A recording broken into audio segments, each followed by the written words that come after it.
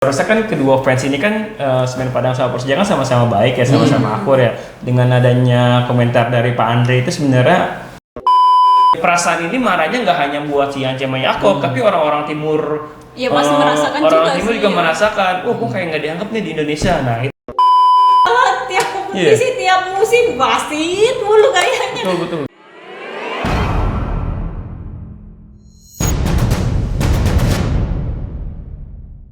Halo, Bola Spotters, balik lagi nih dengan saya Alif dalam bincang-bincang tentang sepak bola dalam negeri bersama Bang Hari dan juga Mbak Wila.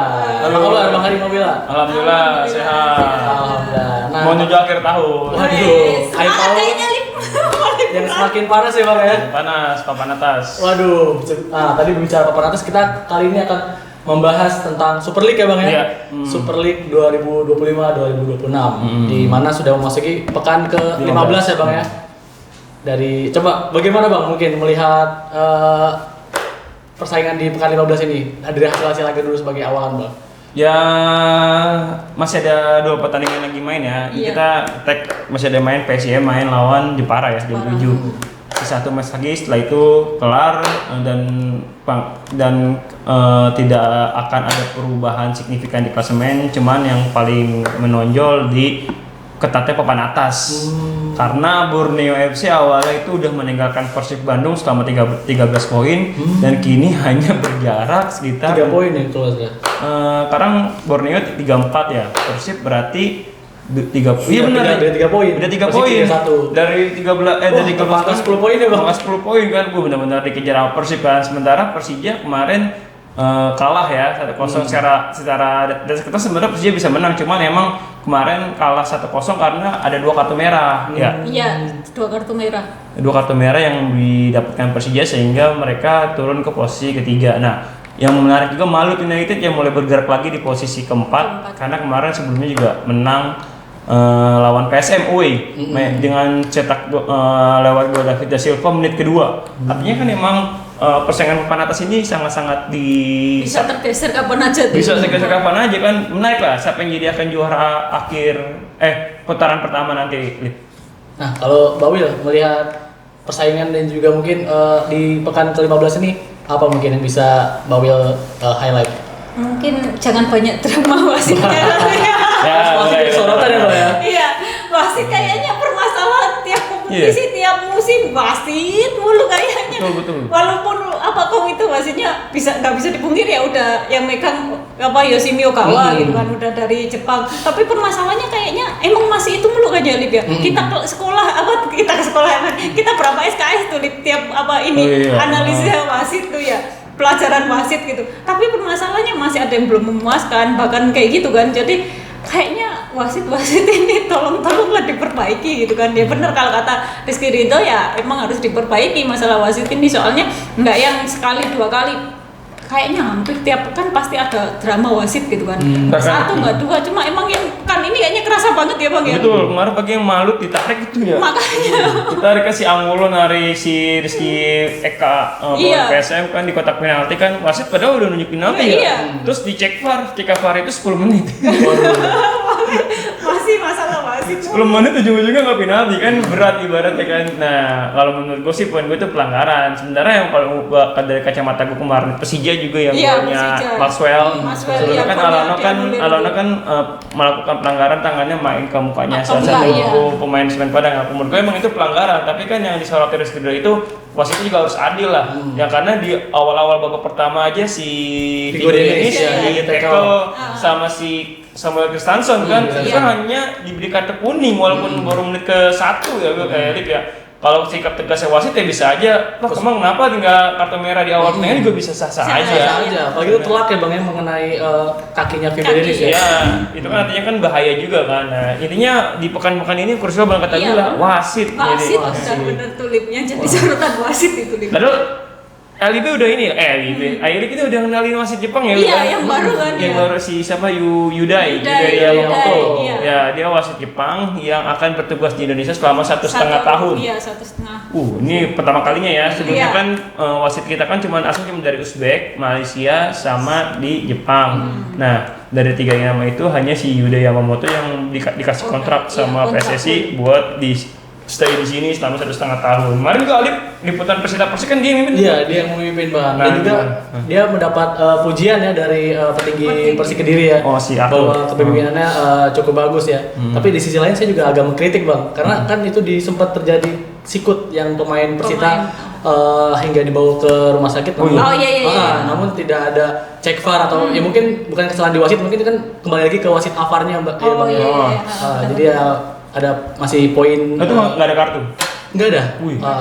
Padahal kena sikut sampai diganti Fatoni sampai ke bawa ke rumah sakit, tapi nggak ada cek VAR gitu sih Bang.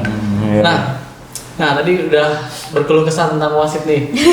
Tapi bagaimana Bang melihat penunjukan kerjasama I-League dan juga PSSI dengan adanya full time dari tadi Yudai Yamamoto? Ya kalau dari pandangan gue sih ini positif ya, sinyal kuat karena kan PSSI kan setiap tahun ingin bergerak maju lah dari dunia perwasitan. Di musim 2023 kita udah pakai VAR ya.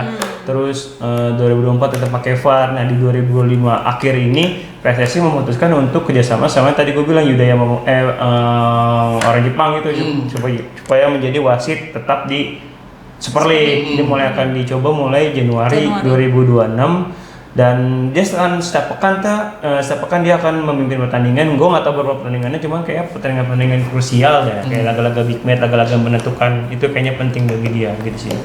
Nah, berbicara wasit ini juga laga semalam jadi sorotan ya Bang ya, Bola Supporters dan Bang Hari Bawila, di mana wasit yang nampaknya berat sebelah, namun hingga dikomen sama petinggi Semen Padang Bang Wil, sama Andre Rosiade. Waduh, gimana tuh Bang Wil melihat katanya kalau mau protes langsung aja ke Ferry Paulus. Waduh, gimana Bang Wil melihat sayur-sayur seperti itu Bang Wil? Kayaknya Pak Ferry Paulus lagi gak baik-baik aja ya Pak ya. Gimana kabarnya Pak? Jadi sorotan terus ya Bang? Iya, gimana kabarnya Pak? Kayak Pak Ferry Paulus lagi liburan ke Eropa, kayak ke Amerika katanya kan. Iya, tapi nggak tenang juga kayaknya di Nggak tenang kayaknya. Oh, terakhir ketemu Pak, ayo nyerah saya. Gitu kan ya Lip ya? Tapi untungnya Pak Ferry Paulus gak punya akun Instagram ya. Kalau dia punya akun Instagram, rame tuh Instagram itu pasti. Pasti jadi sorotan. Pak Ferry lagi disorot mulu. Tapi sebenarnya kalau masalah lagi rame soal wasit tuh palingnya ke komite wasit. Iya, bukan ke I-League. Bukan I-League sebenarnya kalau ya benar kalau penjelasan I-League tuh dia hanya menyelenggarakan sebagai operator, menyediakan dan lain sebagainya. Tapi kalau untuk keputusan penentuan untuk penentuan wasit itu kan emang ke komite wasit. Nah, sebenarnya protesnya ya ke komite wasit gitu kan. Cuma ya kebiasaan orang kita mungkin taunya operator tuh Pak Ferry itu ya kan. Ketua direktur utamanya Pak Ferry. Jadi yang dicariin ya tetap Pak Ferry sih emang. Jadi itu sih.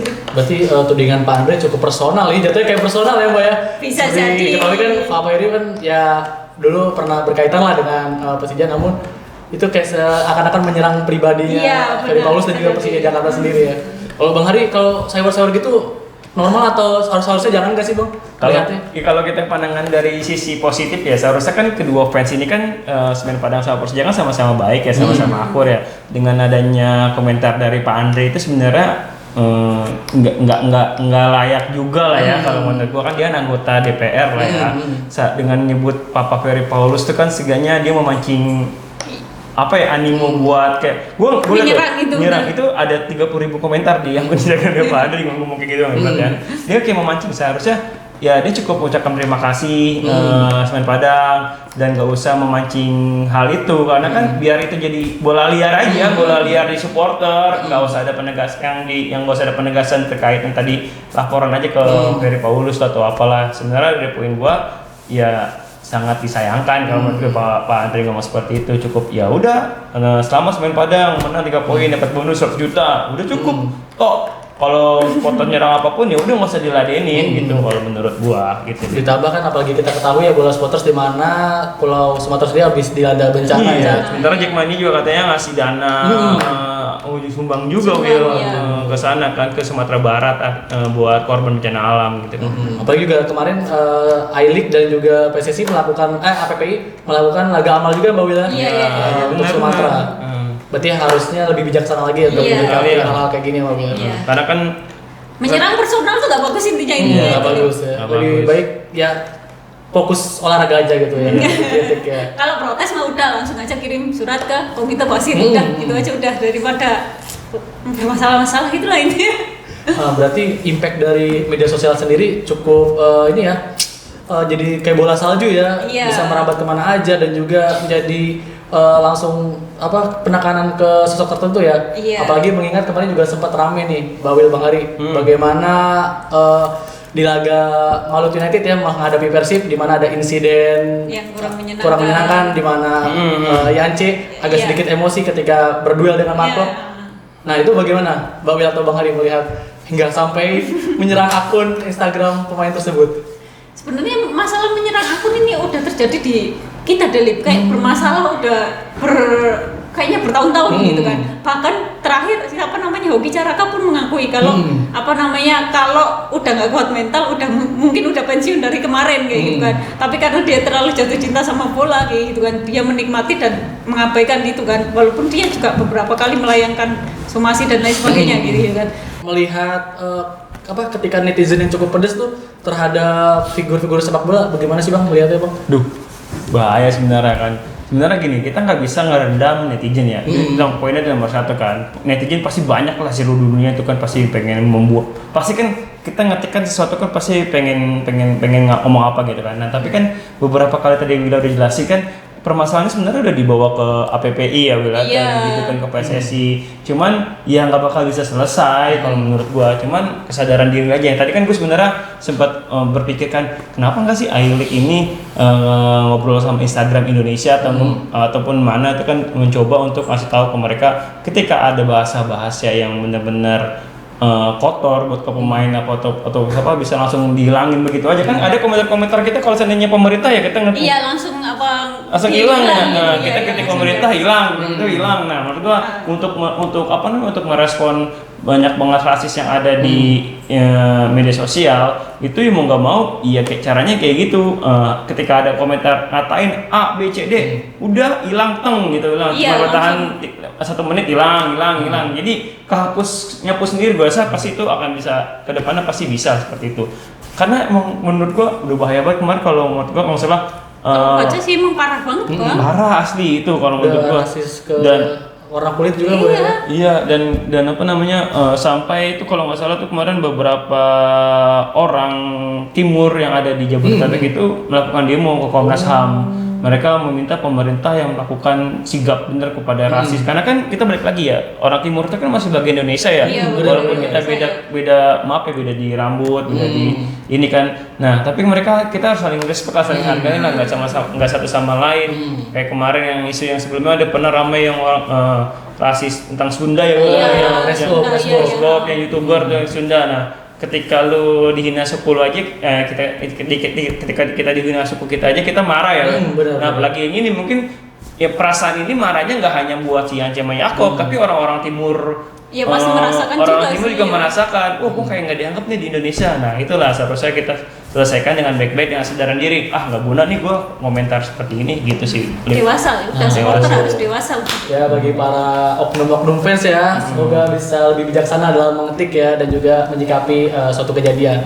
Apalagi kan mengingat liga kita ini Super League kan udah semakin naik kelas nih kayaknya. Apalagi banyak pemain-pemain timnas yang berkarir di Eropa ataupun luar negeri udah mulai merambat nih.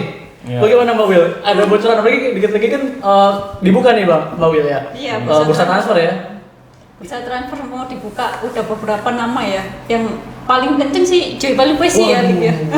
Joy Balikwesi kayak gitu kan. Walaupun kontraknya aku lihat tadi masih ini ya Livia sampai 2026 tapi Juni gitu kan. Jadi masih ada setengah musim lah gitu kan. Tapi ya bukan nggak mungkin kan Eliano aja dibeli gitu kan. Bener banget ya. Eliano aja dibeli gitu kan. Merapat ya.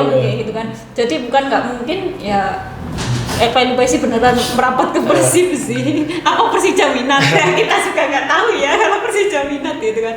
Kita kalau dari Bang Hari gimana Bang? Selain kayak Joey kayak bertebaran nama lain kayak Martin Paes, Lauri Fajana, melihatnya gimana Bang? Kalau kita bicara dulu kan sebelumnya udah sebenarnya bursa transfer itu pemain itu baru dibuka tanggal 10 Januari sampai 2 pekan ke depan. Nah, beberapa klub sebenarnya udah ngumumin pemain baru asing, kayak Semen Padang udah 3 pemain asing. Terus Borneo udah datengin si Marcos Astina kalau nggak salah. Dan sama terakhir tuh Bali United tuh datengin si Taipei Yachida dari Jepang. Nah, pergerakan dari klub-klub lain tuh udah mulai terlihat nih. Sementara klub-klub kayak Persija, Persib, Malut,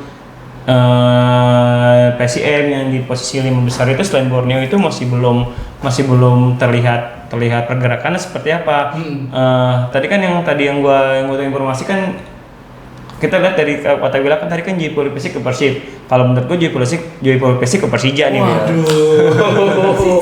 Jadi tarik ulur ya. Apa ini ke Dewa juga katanya tertarik juga datengin pemain gelandang tengah dengan duit kan yang ya kita tahu nggak berseri Bang. Iya. Ya mohon maaf Lip, kalau aku jujur nih, Dewa United kenapa dah gitu kan? Iya.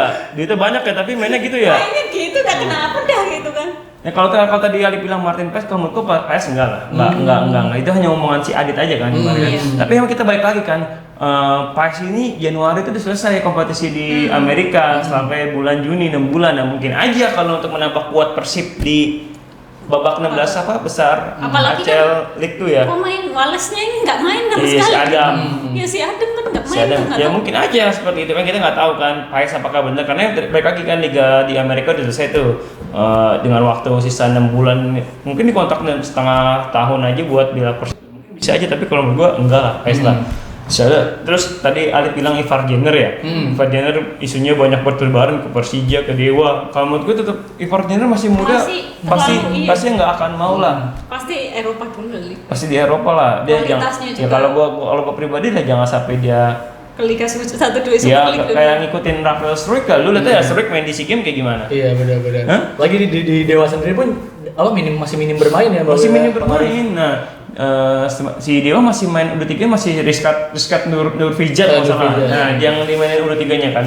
Nah, terus atau lagi tadi kalau nggak kabarnya bahkan ada satu nama lagi Ragnar Oratmangun yang akan OTW ke Super League. Nah, kalau Ragnar masih bisa kali Bang. Kan udah jarang main juga Bang di sana. Jarang main juga di sana, tapi kata Gila bener tadi kontraknya sampai 2026, masih Juni 2026 tahun depan. Apakah tapi kemarin Asep ngomong kali setuju ya? Iya, setuju banget kayaknya kalau apa namanya. Soalnya kalau dengan banyaknya pemain naturalisasi ke yang main di Super League ya pasti meningkat dong kompetisi kita kayak gitu kan. Jadi ya A-League ya pasti akan setuju sih Lip gitu kan, karena ya itu kompetisi meningkat, peringkat akan lebih meningkat lagi kan Lip, jadinya peringkat akan lebih meningkat, terus perwakilan di Asia pun akan lebih bagus lagi kan ke depannya. Tapi kalau gue sih setuju aja ya kalau seandainya, maksudnya beberapa pemain kita di kayak Jayapura FC, Ragnar, oke lah nggak apa kesini lah. Tapi gue minta lagi, mungkin gue ada sedikit masukan ke A-League kan terkait regulasi pemain U22, U23 kan. Kita kan U22, U23 kan hanya 45 menit ya, dan itu harus main sejak menit pertama ya.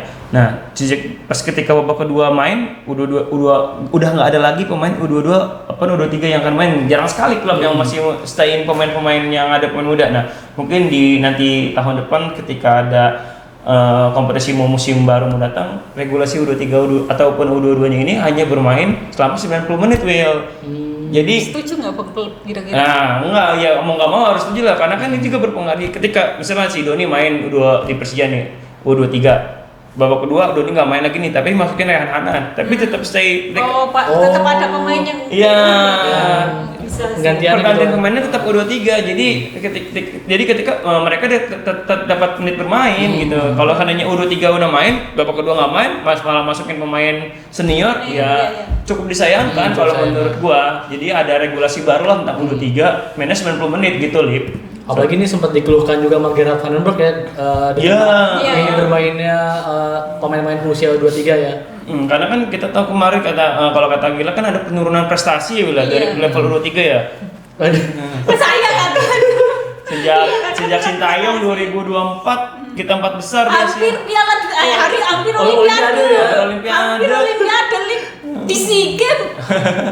Lawan Filipina. Kalah lawan Filipina. Aisyahnya takut lawan Myanmar. Kalau Filipina udah terakhir kapan ya? Udah lama banget ya. Makanya nggak pernah kita kalah lawan Filipina. Imbang doang. Dua-dua nggak pernah kalah lawan Filipina. Ini menurun banget ya. Makanya kalau Pak Marci ngomong bingung termenung itu ya kita yang nonton termenung sebenarnya. itulah mungkin Elik juga bisa paham lah. Udah kemarin pas gue ketemu sama si Pak Asep di R itu gue udah sempat ngobrol masalah itu. Pak, ada nggak sih rencana Elik itu mau ubah regulasi nanti di musim depan terkait U23 jadi main 90 menit. Ya, coba nanti kita pikirkan bersama-sama PSSI. Karena kan balik lagi ya, ini ujung-ujungnya ke sponsor ya. Karena kan kompetisi ini kan nggak hanya buat pembinaan tapi juga cuannya itu yang harus dipertahankan lebih detail gitu sih, Lip. Nah, terakhir nih Bang, melihat tadi kan pergerakan udah ada dari beberapa klub Super League terkait bursa transfer, melihat Mawil bagaimana dari Mahari melihat persaingan nih di prediksinya mungkin di papan atas dan juga di papan bawah, di mana di papan atas sendiri cukup ketat, Borneo, Persija, lalu juga di bawah pun juga cukup ketat, Semen Padang, Persijap Jepara dan juga Persis Solo. Melihatnya dari masing-masing bagaimana nih prediksinya di menjelang akhir tahun ataupun ke depannya? Kalau persaingan di papan atas akan tetap lebih ya, tapi papan bawah nih kayaknya nggak berubah-ubah ya, Lip ya. Masih itu aja ya kayaknya ya. Bahkan dari musim lalu nggak sih, Lip?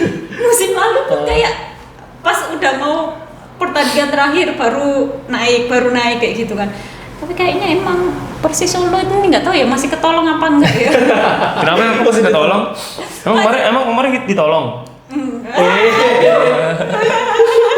Masih ketolong apa enggak?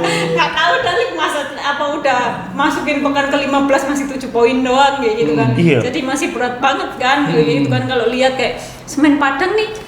Waduh, Semen Padang nih kayaknya selalu beruntung ya. Iya, bisa dibilang selalu beruntung juga sih Bang, tapi ya kadang kalau bosnya protes tuh kataku mah pemainnya dulu dibawa emang kalau pemainnya bagus bisa naik kayak gitu kan maksudku. Kalau pemainnya cuma gitu-gitu doang ya kalau mau naik bagus kan nggak mungkin. Contohnya ini aja sederhana, Malut. Pemainnya bagus tuh kan. Semuanya pemain bagus. Ya wajar dong dia di atas kayak gitu kan. Lah ini Semen Padang pemainnya itu lagi tapi mau minta di atas kayak gitu kan. Ya susah. Iya, nggak relevan sama sekali gitu kan. Makanya kalau pengen konsisten ke atas ya pemainnya dibagusin dulu kayak gitu kan. Jadi biar nggak kalau kalah pun biar nggak nyalain wasit mulu kayak gitu aja sih kataku. Kalau dari Bang Hari kesimpulannya gimana Bang melihat peta persaingan nih? Ya kalau mungkin gue bisa udah menurut gue sinyal bahaya yang bisa jadi mungkin bisa terdegradasi musim depan ya tim Jawa lah ya, tim pulau Jawa lah ya, karena kan peling gua tadi Wila udah sebut Persis Solo baru 7 poin udah 14 kali main itu kemenangannya parah banget berarti kan nantinya udah ganti pelatih dari pelatih Peter Ru ke Belanda, sekarang si Milomir Sesnija ujung-ujungnya baru debut kalah 5-1